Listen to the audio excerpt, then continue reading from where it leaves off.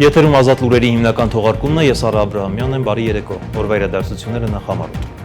Արդեն 5 օր է Իրանը եւ Իսրայելը շարունակում են օդային հարձակումները միմյանց վրա, թե Իրանի, թե Իսրայելի հայ համայնքի շրջանում վիրավորների կամ զոհերի մասին որևէ տեղեկատվություն այս պահին չկա, հայտնել է Հայաստանի Սփյուռքի գործերի գլխավոր հանձնակատարի գրասենյակի մամուլի քարտուղար Նելի Ղուլյանը։ Իրանի բանակի ցամաքային զորքերի հրամանատարը հայտարարել է, որ Իրանը պատրաստվում է ավելի հզոր հարվածներ հասցնել Իսրայելին։ Արդեն հրթիռակոծվել է Թել Ավիվում գտնվող Իսրայելի հետախուզության եւ հատուկ առաջադրանքների վարչության գլխավոր գրասենյակի Մոսադի շենքը։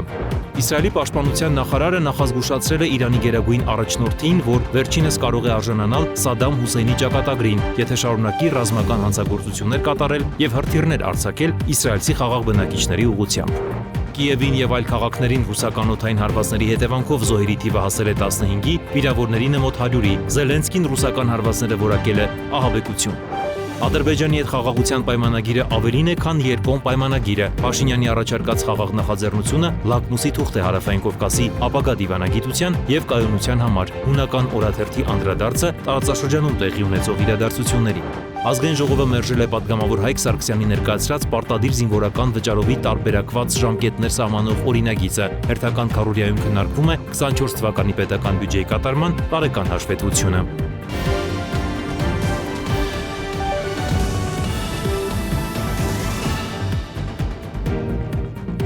Արդեն 5 օր է Իրանը եւ Իսրայելը շարունակում են օդային հարձակումները միմյանց վրա, ստեղծված իրավիճակով պայմանավորված Հայաստանը աջակցել է Հնդկաստանին իր տարածքով Իրանից հնդիկ ուսանողների տարհանման հարցում, հայտնել է ԱԳՆ մամուլի քարտուղար Անի Բադալյանը, նշելով, որ Հնդկաստանի 110 քաղաքացի արդեն տարհանվել են։ Ավելի վաղ հնդկական լրատվամիջոցներն էին գրել, որ Հնդկաստանն իր քաղաքացիներին Իրանից տարհանելու գործողություններ է ձեռնարկում, որպես տարհանման հնարավոր ուղի դիտարկելով նաեւ Հայաստանի տարածքը։ Հայաստան-Իրան սահմանին քաղաքացիների հոսքերի ավելացում չի նկատվում։ Ագարակ անցակետում աշխատում է սովորական ռեժիմով, այս մասին հայտնել են Հայաստանի պետեկամուտների կոմիտեից։ Միջին հաշվով հայ-իրանական սահմանը օրական հատում է 250-ից 300 մեքենա։ Հայաստանի Սփյուռքի գործերի գլխավոր հանձնակատարի գրասենյակի մամուլի քարտուղար Նելի Ղուլյանը մանրամասներ է ներկայացրել Իսրայելի եւ Իրանի հայկական համայնքների շրջանում տիրող տրամադրություններից նրանց վիճակի մասին։ Նա նշել է, որ թե Իրանի, թե Իսրայելի հայ համայնքի շրջանում վիրավորների կամ զոհերի մասին որևէ տեղեկատվություն այս պահին չկա։ Թեհրանում վնասվել է միայն հայկական Ալի Կորաթերթի խմբագրատունը։ Ղուլյանի հավաստմամբ Իսրայելի եւ Իրանի հայկական համայնքների պատասխանատուների հետ Սփյուռքի գործերի գլխավոր հանձնակատարի գրասենյակը ամենօրյա կապի մեջ է, չնայած երկրում երկու երկրներում էլ ինտերնետի եւ կապի խնդիր կա։ Ինչ վերաբերում է մեր հայրենակիցների խնդրանք դիմումներին կամ զանգերին, երկրից դուրս գալու կամ Հայաստան տեղափոխվելու առնչությամբ այս պահին նման զանգեր չունենք։ Իրանի հայկական համայնքի պատասխանատուների հետ շփումներից տեղյակ ենք, որ կան 1-2 ընտանիք, որոնք մեքենայով շարժվում են դեպի Հայաստան, իրենց նախաձեռնությամբ Armenpress-ի հետ զրույցում հայտնել է Ղուլյանը։ Իսրայելը եւ Իրանը այս պահին եւս շարունակում են փոխադարձ հարվածները։ Իրանի բանակի ցամաքային զորքերի հրամանատարը հայտարարել է, որ Իրանը պատրաստվում է ավելի հզոր հարվածներ հասցնել Իսրայելին։ Արդեն հրթիռակոծվել է Թել Ավիվում գտնվող Իսրայելի հետախուզության եւ հատուկ առաջադրանքների վարչության գլխավոր գրասենյակի Մոսադի շենքը։ Բացի այդ, մայրաքաղաքում մեծ ավերածություններ են, որոշ շրջաններում բնակչությունը զրկված է ջրից, անջատված է էլեկտրամատակարարումը։ Իսրայելը եւս կրկին հարվածներ է հասցրել Թեհրանին։ Իսրայելի պաշտպանության նախարար Իսրայել Կացն էլ առավոտյան Իսրայելի պաշտպանության բանակի բարձրաստիճան պաշտոնյաների հետ հանդիպման ժամանակ նախազգուշացրել է Իրանի գերագույն առաջնորդ Ալի Խամանեին, որ վերջինս կարող է արժանանալ Սադամ Հուսեյնի ճակատագրին, եթե շարունակի ռազմական հանցագործություններ կատարել եւ հրթիռներ արձակել իսրայելցի խաղաղ բնակիչների ուղղությամբ։ Կացը վկայակոչելով նախորդային իսրայելական հարվածը Իրանի պետական հեռուստաընկերության շենքին ասել է, որ իրանական քաղաքացիական ռեժիմի կառավարման այլ օբյեկտներ եւս կարող են թիրախավորվել։ Իդեպ Իսրայելը արդեն հարվածել է նաեւ Իրանի ազգային ռադիոկենտրոնին։ Հայաստանում ԱՄՆ-դեսպանատունն էլ հորդորում է խուսափել Իրանի կառավարության հետ կապված հայտնի վայրերից, այդ թվում Երևանում Իրանի դեսպանատնից, Սյունիքում Իրանի հյուպատոսությունից, Իրանի առևտրի կենտրոնից եւ Կապույտ մզկիթից։ ԱՄՆ դեսպանատունը հորդորում է նաեւ խուսափել ցույցերից եւ մեծ հավաքույթներից, հետևել տեղական լրատվամիջոցների հրապարակումներին։ Չնայած Իսրայելի պնդումներին, որ Իրանը մոտ է միջուկային զենք ստեղծելու ըստ ԱՄՆ հետախուզության գնահատման, Իրանը առնվազն 3 տարով հեռու էր այն արտադրելու եւ թիրախին հասցնելու հնարավորությունից։ ԱՄՆ հետախուզությունը կարծում է, որ Իսրայելի հարվածները կարող են միայն կարճ ժամանակով դանդաղեցնել Իրանի միջուկային ծրագիրը, առավելագույնը մի քանի ամիս։ Նաթանզի օբյեկտը, որտեղ հարստացվում է ուրանը, լրջորեն վնասվել էր, բայց երկրորդ կարևոր կենտրոնը Ֆորդոն գրեթե անվնաս է, քանի որ այն լավ պաշտպանված է։ Զինվորականների խոսքով Իսրայելը չի կարող վնասել Ֆորդոն առանց ԱՄՆ օգնության եւ հատուկ զենքի։ Իսրայել-Իրան հակամարտության առնչվող մյուս լուրերը տեսաշարով։ Հունիսի 17-ի առավոտյան Թեհրանում պայթյուններ են հնչել, արձանագրվել է ինտենսիվ հակաօդային պաշտպանություն, հաղորդում են իրանական լրատվամիջոցները։ Այս իրան լրատվական կայքի տվյալներով հակաօդային համակարգերն ակտիվացել են նաև Նաթանզ քաղաքում, ուր տեղակայված են Իրանի առանցքային միջուկային օբյեկտները Թեհրանից մոտ 320 կիլոմետր հեռավորության վրա։ Իսրայելում կեսգիշերից հետո օդային տագնապի ազդանշաններ են հնչել, լսվել են նաև պայթյունի ձայն։ Իրանի զինված ուժերը սկսել են Իսրայելի տարածքում գտնվող թիրախներին ուղղված հրթիռային հարվածների նոր փուլը։ Թե հստակորեն քանի հրթիռ է արձակվել հրեական պետության ուղղությամբ չի նշվում։ Իրանի զինված ուժերը երկուշաբթի հասցված հարվածների ընթացքում կարողացել է ոչնչացնել Իսրայելի հեռահար հոբ համակարգը, հաղորդում է Ֆարս գործակալությունը։ Ըստ գործակալության հարվածը հասցվել է անտեսանելի անօդաչուի օգնությամբ։ Իրանի պաշտոնյաների փոխանցմամբ 5 օրում զոհվել է 224 մարդ, հիմնականում խաղաղ բնակիչներ։ Իսրայելը հայտնել է 24 քաղաքացիական զոհի մասին։ Իսրայելի ֆինանսների նախարարը հայտարարել է, որ գրեթե 3000 իսրայելցի տարհանվել է Իրանի հարվածների հետևանքով հասցված վնասների պատճառով։ Իսկ Հայֆայի նավթավերամշակման գործարանի վրա Իրանի հրթիռային հարվածի հետևանքով 3 մարդ զոհվել է։ Իրանը հայտարարել էր ճշմարիտ խոստում 3 գործողության նորալիքի մեկնարկի մասին, որը կտևի մինչև լուսաբաց։ Նշվում է, որ այս գործողության ընթացքում Իրանի զինված ուժերը զանգվածային հրթիռային եւ անօդաչու թռչող սարքերի հարված են հասցրել իսրայելական քաղաքներին, այդ թվում Հայֆային եւ Թել Ավիվին։ Իսրայելի օդուժը հարվածել է Իրանի պետական հեռուստատեսության Թեհրանի հյուսիսում գտնվող շենքին հարձակման պահին հեռուստաընկերությունը եղել է ուղիղ եթերում, հարվածից անմիջապես հետո հեռարձակումը դադարեցվել է։ Ալ Ջազիրա հեռուստաընկերության փոխանցմամբ հեռուստատեսության շենքին հասցված հարվածի հետևանքով կան զոհեր։ Իրանի հետախուզական ծառայություններն Իսլամական Հանրապետության տարածքում հայտնաբերել են հեռակառավարվող Spike հակատանկային հրթիռային համակարգեր, որոնք տեղակայել են իսրայելցի գործակալները։ Այդ մասին հայտնել է իրանական Press TV հեռուստաալիքը։ Ըստ տվյալների Spike համալիրները, որոնք հագեցած են հեռակառավարման եւ ինտերնետի միջոցով կառավարման համակարգերով, նախատեսված են եղել Իրանի հակաօդային պաշտպանության միջոցները ճնշելու համար։ Հեռուստաալիքը սակայն չի նշել, թե որտեղ է գտնվել իսրայելական զենքը։ Իրանական տեղական լրատվամիջոցները հայտնել են նաեւ, որ երկրի անվտանգության ուժերը Թեհրանից հարավ գտնվող Ռեյ քաղաքում հայտնաբերել են անօդաչու թռչող սարքերի արտադրության գաղտնի գործարան, որը շահագործել է Իսրայելի Մոսսադ հետախուզական գործակալությունը։ Եռահարկ շենքում հայտնաբերվել են ինքնաշեն ռումբեր եւ ավելի քան 200 կիլոգրամ պայթուցիկ նյութեր։ Ինչպես պնդում են ԶԼՄ-ները, իսրայելական գործակալները տարածքն օգտագործել են անօդաչու թռչող սարքերի հավաքելու եւ պահպանելու համար։ Միացյալ Նահանգների նախագահ Դոնալդ Թրամփը սոցիալական մեդիայում գրառման փորդորել է Թեհրանի բնակիչներին անմիջապես լքել քաղաքը։ Իրանը պետք է ստորագրած լիներ այդ համաձայնագիրը, ես նրանց ասել էի ստորագրեք։ Ինչ ափսոս ու ինչ անիմաստ մարդկային կորուստ։ Իրանը չի կարող ունենալ միջուկային զենք, ես դա ասել եմ նորից ու նորից, գրել է Թրամփը Truth Social հարթակում։ Բոլորը պետք է անմիջապես տարհանվեն Թեհրանից։ ԱՄՆ նախագահը մի քանի անգամ հայտարարել է, որ Միացյալ Նահանգները ներգրավված չի եղել առաջին հարվածներում եւ հրաժարվել է մեկնաբանել, արդյոք ԱՄՆ-ն մասնակցելու է հետագա գործողություններին։ ԱՄՆ-ն պետք է կանգնեցնի Իսրայելի հարձակումները Թեհրանի վրա բանակցությունները վերսկսելու համար, այս մասին Իրանի նախագահ Մասուդ Փեզեշքյանն ասել է իր թուրք գործընկեր Ռեջեփ Թայիփ Էրդողանի եթերախոսազրույցի ժամանակ։ Եթե ԱՄՆ-ն ցանկանում է վերսկսել բանակցությունները, ապա նախ պետք է դադարեցնի Իսրայելի տարածաշրջանային ագրեսիան, ասել է նա։ Փեզեշքյանը հավելել է, որ Իրանը չի ձգտում ընդլայնել պատերազմը, սակայն կպատասխանի իրանական հողի վրա ցանկացած հարձակման։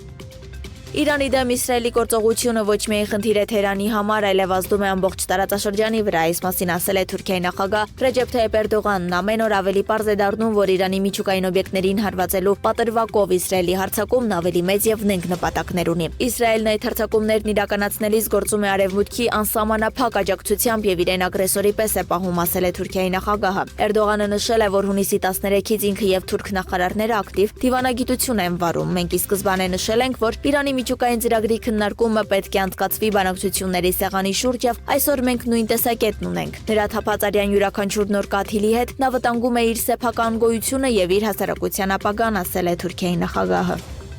Իսրայելի վարչապետ Բենյամին Նեթանյահուն հայտարարել է, որ չի բացառում սցենար, որի դեպքում փորձ կարվի չեզոքացնել Իրանի գերագույն առաջնորդ Ալի Խամենեիին, հայտարարել է ABC News-ը։ Միաժամանակ Նեթանյահուն խոսելով այն մասին, որ չի բացառում Իրանի գերագույն առաջնորդին չեզոքացնելու հավանականությունը, կարծիք է հայտնել, որ դա ոչ թե կսրի հակամարտությունը, այլ կավարտի այն։ Նա նաև նշել է, որ Իսրայելն Իրանի դեմ գործողությամբ հետապնդում է 3 հիմնական նպատակ՝ Իրանի միջուկային եւ հրթիռային ծրագրի ոչնչացում, նաև այսպես կոչված ահաբեկչության առանցքի չեզոքացում։ Ավելի վաղ Իսրայելը հայտարարել էր գործողության միայն 2 հիմնական նպատակի մասին։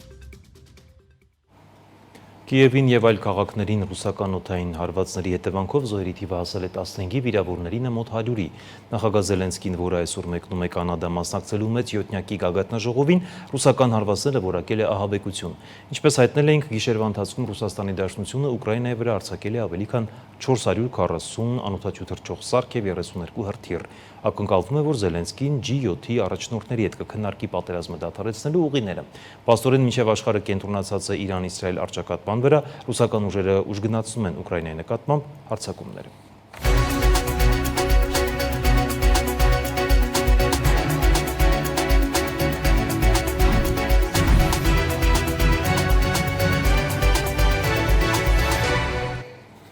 Այլ թեմաներ։ Նիկոլ Փաշինյանը ընդունել է Արժույթի միջազգային հիմնադրամի հայաստանյան առաքելության նորանշանակ ղեկավար Ալեքսանդր Թիմանին։ Զրուցակիցները քննարկել են Հայաստանի եւ ԱՄՀ-ի գործակցությամբ իրականացվող ծրագրերին վերաբերող հարցեր եւ անդրադարձ կատարել հետագա քայլերին։ Մտքեր են փոխանակվել Հայաստանում իրականացվող բարեփոխումների ընթացքի, ֆինանսական ոլորտի, ներդրումային միջավայրի բարելավման, տնտեսական ակտիվության խթանման, առկա ռիսկերի հաղթարման եւ այլ հարցերի շուրջ։ Ադրբեջանի հետ խաղաղության պայմանագիրը ավելին է, քան հետխորհրդային երկու երկրների միջև երկկողմ պայմանագիրը։ Վարչապետ Նիկոլ Փաշինյանի առաջարկած խաղաղ նախաձեռնությունը լակմուսի թուղթ է Հարավային Կովկասի ապագա դիվանագիտության եւ կայունության համար։ Ավելին, կարող է որոշիչ նշանակություն ունենալ Եվրոպայի ռազմավարական հետաքրքրությունների համար։ Սա հատված է հունական օրաթերթում տպագրված ծավալուն հոդվածից։ Հեղինակը խոսել է եւ ռիսկերի եւ հնարավորությունների մասին։ Հունական թերթում ծավալուն հոդված է տպագրվել Հայաստանի կողմից առաջարկվող խաղաղության պայմանագրի մասին։ Հեղինակ Տիգրան Ղալումյանի գնահատմամբ Հայաստանն այդ առաջարկով համարձակ խաղադրույք է կատարել։ Դիվանագիտությունը կարող է հաջողության հասնել այնտեղ, որտեղ պատերազմը ձախողվել է։ Սա միամիտ տեսլական չէ, սա ռազմավարական անհրաժեշտություն է, ընդգծում է հոդվածի հեղինակը։ Տարածաշրջանը ենթարկվել է սեյսմիկ փոփոխությունների։ Ռուսաստանի Դաշնությունը, որը մի ժամանակ տարածաշրջանի հիմնական անվտանգության երաշխավորն էր, շրջվել է դեպի ներս, Ուկրաինայում պատերազմի պատճառով։ Միևնույն ժամանակ Թուրքիան եւ Իրանը ընդլայնել են իրենց ազդեցությունը Կովկասում։ Եվրոպան, որը մտահոգված է էներգետիկ անվտանգությամբ եւ միգրացիայով, միայն վերջերս է վերսկսել գործակցությունը դիվանագիտական ուղիներով, եւ բնականաբար խաղաղության պայմանագիրն ունի նաեւ ռիսկեր։ Ներքին կյանքում Հայաստանի վարչապետ Նիկոլ Փաշինյանը բախվում է քաղաքական հակառակորդների եւ հանրության որոշ զանգվածների կոշտ քննադատությանը, որոնք խաղաղության պլանը համարում են դավաճանություն։ Այսպես կոչված Զանգեզուրի միջանցքի գաղափարի առաջմղումը Հայաստանի հարավային Սյունիքի մարզով մտահոգություն է առաջացրել Հայաստանի ինքնիշխանության հնարավոր խախտումների վերաբերյալ, սակայն չնայած այս վտանգներին, հնարավոր օգուտները կարող են փոխակերպող դեր խաղալ։ Հոդվածի հեղինակը նշում է, որ երկարատև խաղաղության համաձայնագիրը Հայաստանին թույլ կտա ապաշրջափակել առևտրային ուղիները, ներգրավել օտարերկրյա ներդրումներ եւ արագացնել իր ժողովրդավարական զարգացումը։ Դա նաեւ Հարավային Կովկասը կդիրքավորի որպես հուսալի միջանցք արևելք-արևմուտք հաղորդակցության համար, ինչը չինական եւ ռուսական երթուղիներին այլընտրանքներ փնտրող Եվրամիության գլոբալ դարպասներ ռազմավարության առաջնահերթությունն է։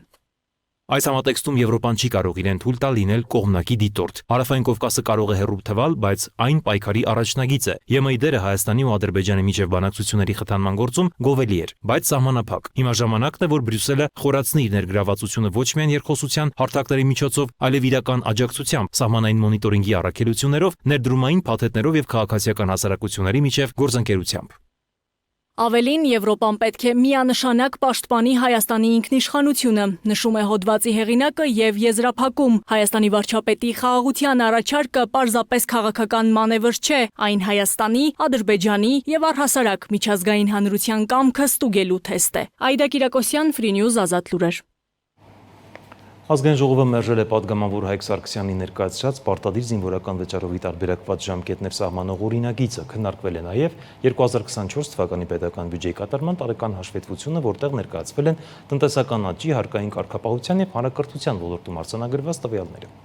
Զինվորական ծառայության եւ զինծառայողի կարգավիճակի մասին օրենքում փոփոխություններ չեն լինի։ Ազգային ժողովը հերթական քառորյանիստում 87 դեմ ձայնով մերժել է քաղաքացիական պայմանագիր խմբակցության падգամավոր Հայկ Սարգսյանի ներկայացրած օրինագիծը, որով նախատեսվում էր պարտադիր զինծառայության տարբեր ժամկետներ սահմանել համապատասխան վճարով։ Օրինակ, 1 ամիս ծառայությունը 24 միլիոն դրամ, 4 ամիսը 18 միլիոն դրամ։ Օրինագիծը նաեւ առաջարկում էր պետական տուրք մինչեւ 18 տարեկան արական սեռի երիտասարդների քաղաքացիությունից հրաժարվելու դեպքում։ Նախագիծը ստացել էր բացասական եզրակացություն Ազգային ժողովի պաշտպանության եւ անվտանգության հարցերի մշտական հանձնաժողովից եւ դրան դեմը քվեարկել նաեւ իշխող քաղաքացիական պայմանագիր խմբակցությունը։ Հայկ Սարգսյանն էլ նշել է, որ չի հասցրել նախագիծը լիարժեք ներկայացնել գործընկերներին եւ պատրաստ է շարունակել աշխատանքը վարչապետի հանձնարարականների շրջանակներում։ Թեպետ 2022 թվականից նախագիծը կառավարությունը բերել էր այլ ձևաչափով եւ հետ քաշեց հաշվի առնելով էսկալացիան, նախագիծը սկսել են կառավարության գործընկերների հետ քննարկել 2024 թվականի հունվարից, ցավոք Ազգային ժողովի մի շարք գործընկերների հետ ժամանակ չի եղել մինչ այս վերջին 1.5 տարվա ընթացքում քննարկումներ կազմակերպելու համար եւ ես առաջնորդվելով վարչապետի հանձնարարականներով կշարունակեմ աշխատել մեր գործընկերների հետ, որպեսզի հնարավորինս շուտ կարողանանք այն բարեփոխումները եւ այն ուղենիշերը, որ վարչապետն է դրել մեր առաջ եւ կառավարության ծրագրում արկա են, դրանք կարողանանք կյանքի կոչել։ Ես նույնպես դեմ կքվեարկեմ օրենքի նախագծին։ Քաղաքացիական պայմանագիր խմբակցության ղեկավար Հայկ Կոնջորյանը հայտարարել է, որ նախաձեռնությունը խմբակցության ներսում մանրամասն քննարկվել է, սակայն դրա կարգավորումներն ու ներկայացման ժամանակը տվյալ տեսքով ընդունելի չեն։ Բանակի բարեփոխման ռազմավարությունը գտնվում է մեր առաջնահերթությունների շարքում եւ այդ թվում այս նախագծի մեջ կան հարցեր, որոնք որ կարող են հասցեագրել բանակում բարեփոխումների մեր նպատակները, սակայն այնուհանդերձ առանձին կարգավորումները, դրանց ձևակերպումները եւ սահմանումները, ինչպես նաեւ քննարկման ժամանակը խմբակցությանը բերել այն համոզման, որ այս նախագիծը այս պահին այս տեսքով չենք կարող ընդունել, քաղաքացիական պայմանագիր խմբակցությունը դեմ է քվեարկել այս նախագծին, ուստի այս քվեարկությանը քաղաքացիական պայմանագիր խմբակցությունը եւս դեմ կքվեարկի։ Նիստի ընթացքում խորհրդարանը քննարկել է նաև 2024 թվականի բյուջեի կատարման հաշվետվությունը։ Ֆինանսների նախարար Վահե Հովհաննիսյանի խոսքով նախորդ տարի գրանցվել է 5.9% տնտեսական աճ, մեկ շնչին բաժին ընկնող ՀՆԱ-ն աճել է 4.9%-ով, հասնելով 3.36 միլիոն դրամի։ Աճել են նաև միջին աշխատավարձներն ու վարձու աշխատողների թիվը։ Կառավարության համար առաջնահերթ է պահել պարտքի բեռը 50%-ի շրջանակներում, որը գնահատված է որպես ապահով մակարդակ եւ ամրագրված է հարկաբյուջետային կանոններում։ 2024 թվականին կառավարության պարտք հնացուցանիշը կազմել է 48.2%, նախորդ տարվա համեմատ նվազելով 0.2%-ային կետով։ Դա հնարավոր է դարձել պետական բյուջեի պակասուրդը չափավոր մակարդակում պահպանելու, ինչպես նաեւ մակրոտնտեսական կայուն միջավայր ձևավորելու շնորհիվ։ Այսպես, պետական բյուջեի պակասուրդը կազմել է համախառն ներքին արդյունքի 3.7%-ը։